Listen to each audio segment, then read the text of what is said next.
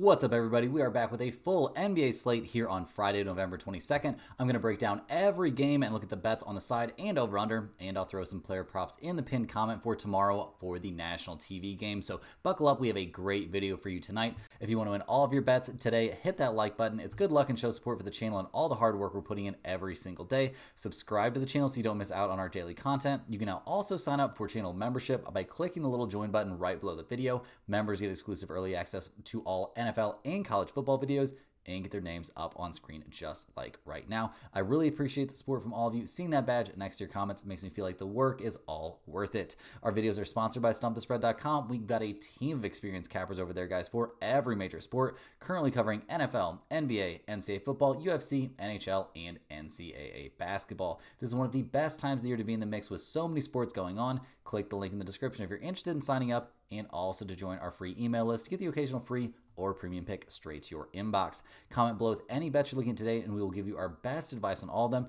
I'm committed to responding to every single comment every day, so let us know anything you want to say about my picks, these videos, or anything you see here. As always, my favorite picks will be in the pinned comment down below. Now let's get into our first game of the day. We've got the Brooklyn Nets. They're going on the road to take on the Philadelphia 76ers. Brooklyn comes into this game, guys, fresh off a 106-115 win there over the Charlotte Hornets. So a 1-point win, but hey, they'll take it. They're 6-9 on the season, so not having a horrendous time. It'll be interesting to see if they try and keep any of this group together or if they're going to be very active selling off pieces at the trade deadline, but that remains to be seen, guys, in that win over the Hornets. Like I said, a pretty cool win there for them in group play there for the NBA Cup. We saw very good stuff out there from Cameron Johnson, guys. He's playing great at the moment. 34 points. He posted a plus 18. He was 6 of 12 from three-point range, and yeah, can't complain about that, guys.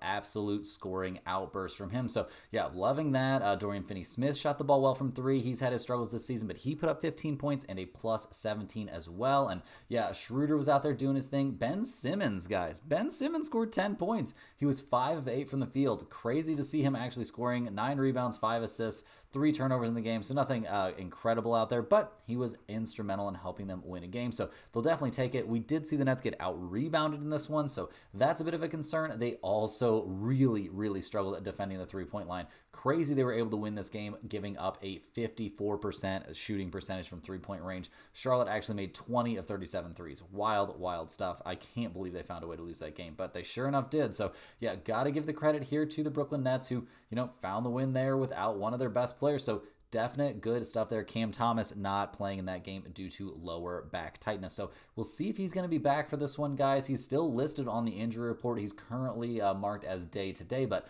you know how that goes. Very little clarity. I mean, he's probable for this one officially, so we'll see if that happens.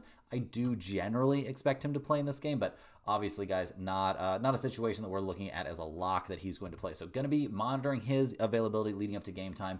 Dorian Finney-Smith is dealing with an ankle issue. He is questionable for this one, but he did just play 27 minutes there against Charlotte, and that's, around his normal allotment of minutes. So I don't think it's impossible that we see him play in this game as well. Nick Claxton, he's been missing time, guys. He returned to practice on Thursday with that back issue. He is listed as questionable for this game. So there's a chance we see him back for this one. There's a chance we see the Nets here at borderline full strength. So we'll see if that happens here as they go on the road to take on the Philadelphia 76ers, who are having pretty much the worst time in the NBA right now. Well, they've got every bad thing going on you can have as an NBA team. They've got a terrible record. They're not winning games. They're really struggling, only 2-12 on the season. They have a constantly injured superstar in Paul George, and we've seen, Embiid injured a lot. They're saying Paul George is going to be back after missing 2 games. Like, yeah, freaking right, guys. I saw his knee bend like that. We saw how much time he missed when that happened in the preseason. Guys, he's going to be out for a minute. They need to be really addressing that because that is a reoccurring problem at this point. So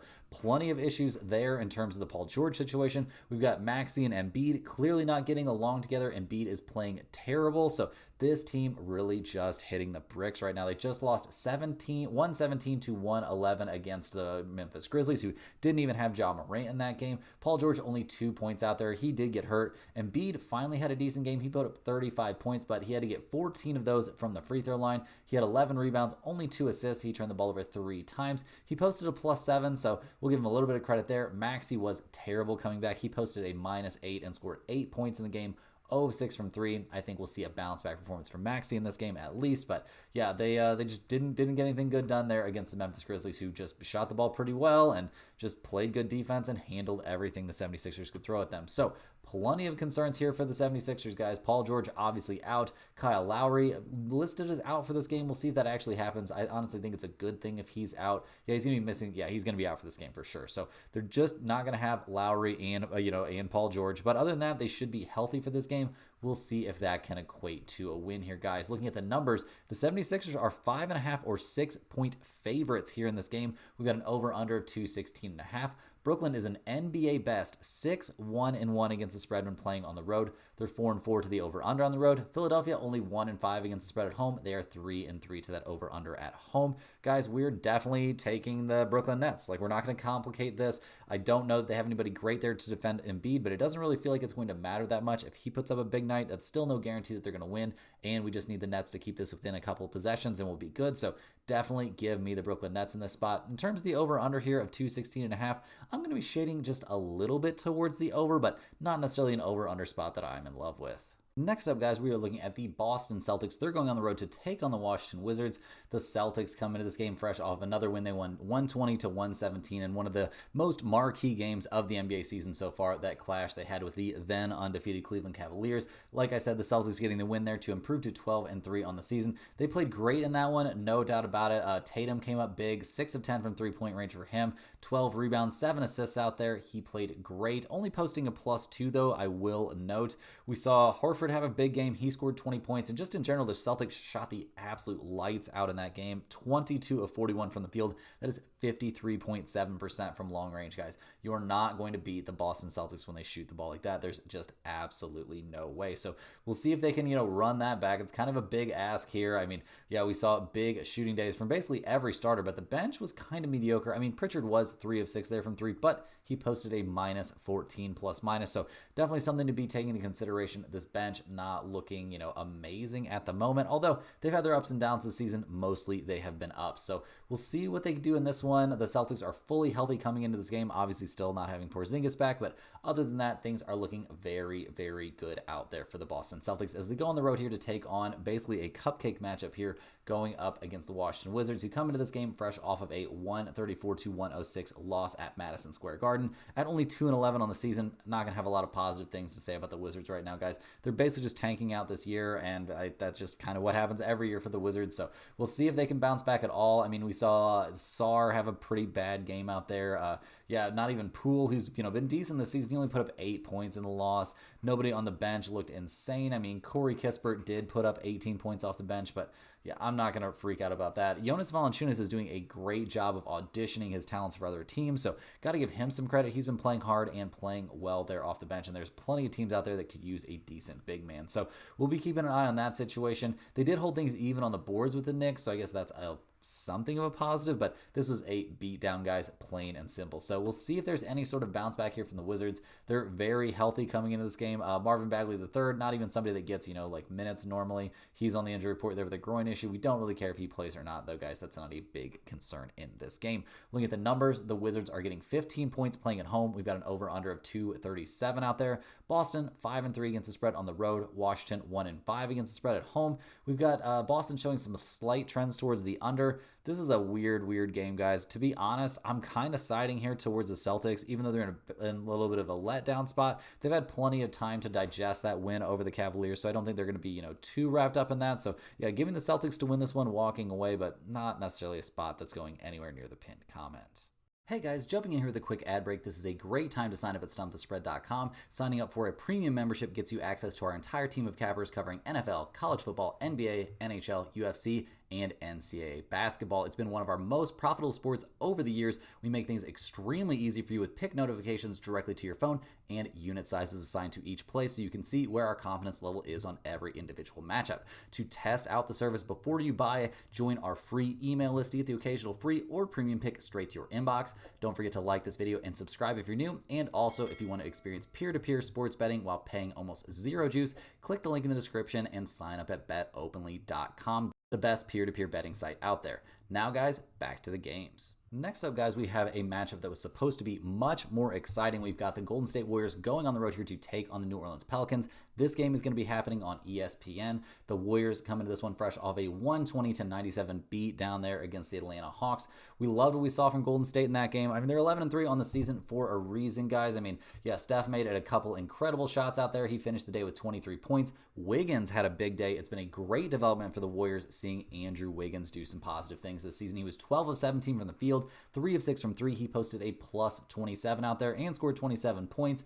Trace Jackson-Davis played some big minutes there off the bench. He had 11 boards and 14 points, so very good stuff there. Draymond had a good day, 9 assists, 3 turnovers. He didn't have any major freakouts in the game, so they'll definitely take that. The bench also was there, guys. Kuminga, a little bit inefficient in his shooting, so was Buddy Hield, but those guys were bound to come back to earth just a little bit here. As a team, the Warriors won this game by 23 points despite shooting only 35% from three-point range. Definitely a number they can improve. They were dominant there, in terms of, ball movement was really, really good. They did a good job taking care of the ball. They had 7 blocks in the game. They did get out-rebounded 54-65. A lot of missed shots in that game, a pretty frenetic pace, but I don't think that's something we can always expect to keep happening here for the Warriors. So we'll see what they can do in this game. They are pretty healthy right now. I mean, Steph Curry is on the injury report there. He's dealing with, left knee bruise, but he's marked as probable. I think it's extremely likely that we see him play in this game as they go on the road to take on the Pelicans, who are now 4-12 on the season. They've lost 3 in a row and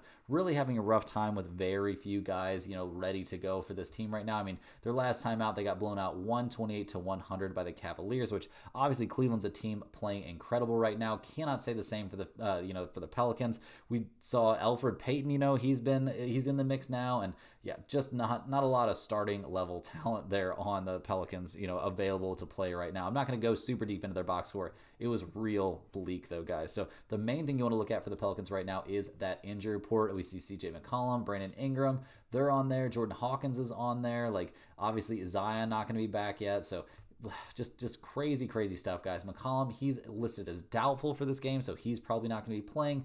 Brandon Ingram, he's questionable with that bilateral ankle sprains. Yeah, just anything that feels like it can happen to this Pelicans team right now, it is happening. And Jordan Hawkins, he's questionable for this game with his ongoing back situation. So very much not looking like we are going to have a full-strength New Orleans Pelicans team. And their last time out, guys, straight up not having a good time. So not expecting miracles here from the Pelicans. They're getting 9.5 points at home. We've got an over-under of 222.5. Golden State's actually 6-2 against the spread playing on the road. They are an NBA best 6-2 to the over on the road, so that's kind of interesting. New Orleans 4-4 against the spread at home, and they are 5-2-1 to the over when playing at home. So first of all, guys, that over 222.5, I could wrap my head around that one. I don't think I love it, though, because I'm very worried about what we're going to get from the Pelicans here.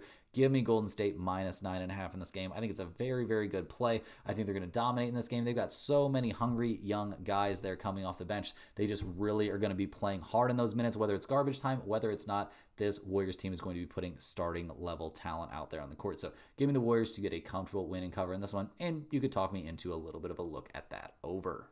Next up, guys, we're looking at the Indiana Pacers. They're going on the road to take on the Milwaukee Bucks. The Pacers come into this game 6-9 on the season. They've actually lost 4 out of their last 5. They're coming off a 130-113 loss at the Houston Rockets. So things not exactly looking great for Indiana so far this season. Definitely a letdown after, very exciting stuff from this squad last season, but it has not really worked out this year. A lot of that is due to Tyrese Halliburton just struggling out there, guys. He posted a minus 28 there against the Rockets in his 30 minutes of play. 1 of 7 from the field. That one make was a 3. Just a terrible night out there for him. He did have 8 assists and only 2 turnovers, but man, rough stuff. Siakam doing what he can. He's a solid contributor at all times.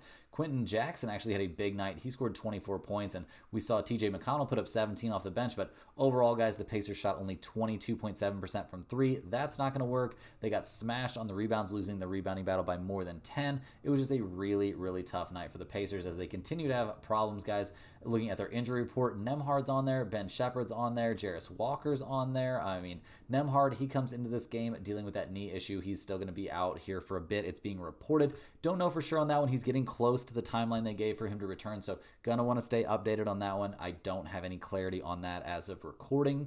in terms of Ben Shepherd, guys. He is dealing with an oblique issue. He's questionable for this game. And Jarris Walker, he is questionable as well, dealing with that illness that's kind of sweeping through the NBA still. So we'll see if any of those guys are available. I don't think it's a huge deal either way, whether they are or not. They are taking on the Milwaukee Bucks in this game, who are 6-9 on the season. They've actually won 4 out of their last 5, though. They're starting to kind of turn things around. Their last time out, they got a 122-106 win there over the Chicago Bulls. We saw Damian Lillard come back and look pretty good out there. I mean, he scored 20 points. He was only 2 of 10 from 3, but he had 10 assists. He did some positive things out there. Giannis played 35 minutes in the game and scored 41 points. He went only 7 of 14 there from the free throw line. It's starting to look like those free throw issues are raising their ugly head once again, but he also had 9 rebounds and 8 assists. So flirting with a triple-double there. We saw great stuff there from the bench. In general, AJ Green putting up 18 bench points and a plus 22. That's got to feel great. Bobby Portis didn't have to do too much coming off the bench. So a very nice night for the Milwaukee Bucks. They come into this one still, in basically the same spot in terms of health. I mean, we see Middleton still listed as out for this game. He won't be playing in this one against the Pacers. Giannis is dealing with his ongoing, knee soreness, knee, whatever. He's probable for this game, so I think we definitely see him go in this one. Looking at the numbers here, guys, the Pacers are getting 5 points here. The Bucks are -5 playing at home. We got an over-under of 236.5. The Pacers are only 3-6 against the spread on the road. They're 5-4 to the over on the road. Milwaukee 3-4-1 against the spread at home. They are 6-2 to the under when playing at home. And guys, that looks like kind of a big number to me. So you could talk me into the under a little bit. I do think we have to worry about both of these teams, going off from 3, so that could mess that up. But not super interested in the over/under side. I'm much more interested in taking the Milwaukee Bucks here at -5. It feels crazy, but this Pacers team looks broken right now. We're seeing terrible stuff from Tyrese Halliburton.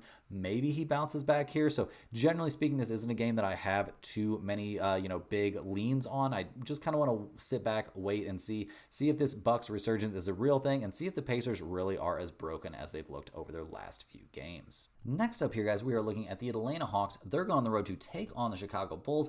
The Hawks come into this one fresh off of that 120-97 loss there at Golden State. So, yeah, not great. They are 7-9 on the season, so they're doing some positive things. And we've seen some cool developments for this squad in general. But right now, guys, they just really need to find a way to win this game. I mean, the Dyson Daniels story is incredible. Don't get me wrong. But they got to find a way to put up some more wins. I mean, 7-9 in the Eastern Conference really isn't that bad. We did see all 5 starters scoring double figures, but that doesn't really look that great when you've got Trae Young going 4 of 12 from the field, 1 of 6 from 3. He put up a -19. Dyson Daniels put up a -21. The Warriors just really took it to the Atlanta Hawks in that game. So, yeah, definitely a bounce back spot here from the Hawks, who shot only 12 of 45 from three-point range in that loss. They did have 65 rebounds in that frenetically paced game, but none of that was enough to keep this thing even close. They ended up getting blown out. In terms of their injury report, the Hawks are looking fully healthy out there, so they've got their full increment of players. This is time for them to show up or kind of, get out of here. Like, I don't know if this is a team that's looking to move, which direction this team is even looking to move at the trade deadline, but might be time to be thinking about doing something if things don't turn around. We'll see if they turn around here, going on the road to take on the Chicago Bulls, who are now 6-10 on the season, losers of 3 out of their last 4. Their last win was that 122-112 win at the Pistons, but they did lose to the Bucks the last time we were, what we were just talking about. It was a game in Milwaukee. The Bulls lost 106-122, wasting another nice effort from Zach LaVine. I can't believe there wasn't more demand for this guy over the summer. I know his salary is very, very high, guys, but this is just a guy that's got way too much talent out there. The Bulls shot almost 40% from three-point range, still lost this game convincingly. They didn't have a great time on the boards, losing that battle by a large margin. Other than that, they didn't play horrible, but the bench didn't look very good. And yeah, just not a great night out there for the Chicago Bulls, who have had a few bright moments this season. In terms of their injury report here, it's looking a little bit crowded, guys. We got Kobe White on there. We've got Patrick Williams on there. Kobe White dealing with a neck issue. He is probable for this game, so seems like we'll see him out there the vast majority of the time. Patrick Williams still dealing with that foot thing. He was ruled out for Chicago's upcoming back-to-back set Friday versus Atlanta and Saturday versus Memphis. So we're not going to see him for either one of these games. So no Patrick Williams, but other than that, looking like we're going to have a healthy Chicago Bulls. Looking at the numbers for this one, guys, it's basically a pick'em game. You can find different prices out there. What I'm looking at right now is the Bulls -1. We've got an over-under of 242.5. A lot of points, guys. Atlanta is 4-4 against the spread on the road. They're 5-3 to the over on the road. Chicago 2-4 against the spread at home and 3-3 to that over/under at home. I'm leaning a little bit towards the under in this game, to be honest. That's just too many points for two teams that are not very good, but That's not a huge lean for me. I would also probably take a look at the Hawks to bounce back here. I think it's slightly more likely that the Hawks bounce back than the Bulls do, but really don't have any faith in either one of these teams. This is another one of those spots where I just kind of want to wait and see which direction these two teams are actually headed in. Next on the docket, guys, we are looking at the Portland Trailblazers. They're going on the road here to take on the Houston Rockets. The Trailblazers are 6-9 on the season, coming off of a 109-99 loss there at the Oklahoma City Thunder. Obviously not a great matchup there for Portland, but the Thunder did not have all their key pieces, so probably should have been a little bit more competitive of a game. Not like Portland really had all of their pieces either. We did see Scoot Henderson have another mediocre day. He did have 8 assists out there, but only 9 points, only 1 of 4 from three-point range. Sharp had a big night. He was 4 of 8 from 3, but overall, it just wasn't enough out there, guys. Didn't see a lot of positive numbers. Jeremy Grant had a pretty down night. Not a lot of great things coming off the bench for this team either. Robert Williams III kind of went back into his shell. He had 4 points and 8 boards. Just not a crazy amount of talent out there on this Portland Trailblazers team, although they have had their moments this season. So we'll kind of have to sit back and wait and see. They were not at full strength for this game, guys, and they might not be at full strength for this one either. We've got Anthony Simons, DeAndre Ayton, and Scoot all on the injury report, guys. Anthony Simons, obviously a huge deal. He is listed as questionable with his ongoing hand issue, so we don't really have any clarity on whether or not he's going to suit up for this game, which is pretty unfortunate. That makes a big difference to us. Ayton is doubtful for this one against the Rockets with that finger issue, so I don't think we're going to see him out there. If it's a question about whether or not Ayton's going to play, I'm going to go ahead and lean towards no. In terms of Scoot Henderson's availability, which I don't know if that's a positive or a negative for Portland, guys, he's dealing with the quad issue. He's questionable for this game as well. So probably not going to see the full strength Trailblazers. How much do we care about that? Kind of hard to say here, guys, as they go on the road to take on the Houston Rockets, who are having a pretty good time. They've won 5 out of their last 6 out of their last 7, actually, to end up at 11-5 on the year. Their last win, or the last game, was a 130-113 win there over the Indiana Pacers. A very convincing win. They played some very solid defense, giving up only 22.7% shooting from 3 in that game. We saw Alperen Sengun go off for 31 points in the win. 31 points, 12 boards, only 2 assists in the win. Fred VanVleet put up a 30-plus point differential. That was pretty crazy. A plus 30 out there for Fred VanVleet. Jabari Smith Jr. had a big night. He was plus 19. He was a 23-point scorer in that game. And the bench, guys, contributions up and down the bench. Tari Eason had a big night. 11 points for him, a plus 15. Overall, we loved what we saw from Houston. They dominated the boards in that game. They had a ton of assists in that game. Just a lot of positive things here for the Rockets. So we'll see if they can replicate that in this one, guys. They come into this game fully healthy, which is obviously a huge deal. Sengun, VanVleet, Jalen Green, Jabari Smith Jr., this is a very solid starting lineup. So we'll see what they can do here. I'm expecting good stuff from the Rockets, and so are the odds makers, guys. The Rockets are 12.5-point favorites in this one, playing at home. We got an over-under of 217.5. Portland 4-2-1 against the spread on the road. Houston is 7-2 against the spread at home. Both teams, we got mixed trends here towards the over-under. Portland's an under team on the road, and Houston's an over team at home. That total is looking pretty small, 217.5, so I would maybe lean slightly towards the over. But, guys, I think this is a spot we might have to just bite the bullet here and take the Rockets as big favorites. I don't love doing it. They are coming off of a big win, albeit against a much better team. We need some clarity on whether or not Anthony Simons is going to play in this game. If he ends up playing, this immediately flips to me liking the Trailblazers and the points. So definitely just got to keep updated there on the injury report. There's really not a lot of clarity that I can give on this game, unfortunately, at the moment. But keep your eye on that pinned comment. Like I always say, we will be updating this game as the day progresses. Moving right along here, guys, we are looking at our other nationally televised game of the night, and we're going to have 2 superstars missing for this one, as it looks like both Luka and we're not going to see Jokic out there. So, yeah, each team missing their superstar, so it'll be interesting to see what the others can do in this one, guys. The Mavs are 8-7 on the season. They've actually won their last 3 in a row. Their last game was a 132-91 beatdown there of the Pelicans, so they've got to love to see that, guys. We had a big night there from Luka, but he's going to be missing time now with that wrist injury. They have to be happy to have gotten that group play win there in the NBA Cup, but yeah, it was basically against the skeleton crew there for the Pelicans. Luka had 26, Kyrie had 18. They both posted plus 28s out there. Yeah, just very good stuff. This team looked deep and competent. We saw a good night shooting there for Clay, who was 5 of 9 from 3. We saw 15 points from Najee Marshall. He continues to be quite the weapon off the bench. Dino Gafford did some positive stuff. We saw a plus 21 there from Quentin Grimes. As a team, the Mavs shot 45% from three-point range. They dominated the boards there, and like I said, this is against the skeleton crew for the Pelicans, but it was definitely a good night there for the Mavs. Cannot take that away from them. looking at their injury report, really the only guy we see on there is Luka, and he's going to be out at least a week with that right wrist sprain. And it's not like that really is something you can rush back from, guys. You got to be able to use your right wrist when you're a right-handed basketball player. Like this is kind of a sketchy spot. We'll see what happens. See how long he's actually out.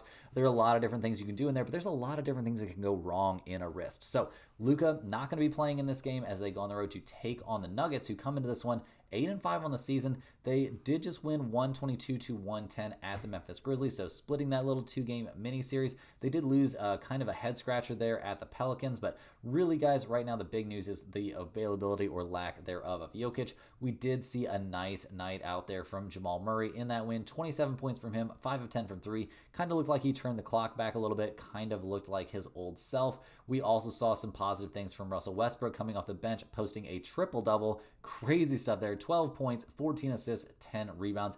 He was on fire just in general, maybe not necessarily shooting the ball. He was only 1 of 4 from 3 and 5 of 12 from the field, but his playmaking was on point. The Nuggets won this game convincingly despite shooting only 12 of 36 from 3. A lot of positive developments here. I mean, Michael Porter Jr. put up 24 points despite going 0 of 4 from 3. He also had 11 rebounds, which is important. The dude needs to be rebounding. So we'll see if the Nuggets can build on this momentum, guys. They are once again not going to have Jokic for this game. He's still dealing with, his stuff surrounding the birth of his kid. And yeah, he's questionable for this game. So they're not ruling out the possibility that he plays. Obviously, that is something we have to know before we can get any sort of meaningful money on this game, because his presence makes all the difference in the world. Looking at the numbers for this one, the Nuggets are 4.5-point favorites, which kind of makes me lean towards the odds makers think Jokic is going to play in this game, but we'll have to see, guys. Nuggets minus 4.5, over under of 229.5. Dallas 2-3-1 against the spread on the road. Denver 3-3-1 against the spread at home. Both teams showing trends here towards the over. Dallas is 4-2 to the over on the road. Denver 5-2 to the over at home. So kind of hard to decide what we want to do in this game without the information about whether or not Jokic is going to play. So I'm going to be leaning slightly towards the over just based on those trends, but I'm not giving out any sort of play on the side in this one until we get more information about whether or not Jokic is actually going to be playing in this game. So once again, guys, I'm sorry. It's not my fault. I don't make the injury reports for these teams. We're going to have to wait. You're going to have to check this pinned comment throughout the day to see who eventually ends up being confirmed to play in these games before we really know and are able to lock these picks in permanently. So keep an eye on that pinned comment. Keep an eye on those injury reports. Let's go ahead and hop over and take a look at the Sacramento Kings, guys. They're going on the road to take on the LA Clippers. A couple of interesting teams this season. The Kings are 8-7 on the year, so they're not having the worst time, but I would also say they're not quite living up to expectations. They've been alternating wins and losses for quite a while now. Coming off that 109-108 loss against the Atlanta Hawks, not a loss that you would expect the Sacramento Kings to take, albeit not the 100% full strength Sacramento Kings. I mean, they did not have their big man in this game. Obviously, having no Sabonis is a big deal. De'Aaron Fox tried to do it all. He put up 28 points and a +2, but nobody was there to really back him up, except for Keon Ellis, who was on quite the heater. He put up 33 points off the bench, 9 of 15 there from three-point range. So very good stuff from him. 20 of 46 from the three-point range for the Kings, and they still lose this game. That has to feel pretty freaking bad, guys. They just really didn't have any great answers out there for, Dyson Daniels of all people, and DeAndre Hunter coming off the bench was a huge problem for them as well. So they are for sure in a bounce back spot here. They need positive. I mean, the Domantas Sabonis is going to be back for this game, so that makes a big deal. Malik Monk obviously still out, so this is not going to be the full strength bench unit, but having DeMar DeRozan back is also a big deal. So we'll see a much more competent version of the Sacramento Kings here as they go on the road to take on the Clippers, who are 9-7 on the year and riding a little 3-game winning streak with the wins over the Magic, Warriors, and Jazz in there. So yeah, good stuff from the Clippers. In that win against the Magic, a 104-93 win. They kind of just, it was a relatively close game, guys. The Clippers managed to edge them out at the end. Harden got all the calls he needed. He had 12 free throw attempts in the game, 5 assists. He was making his threes, which is kind of a new development.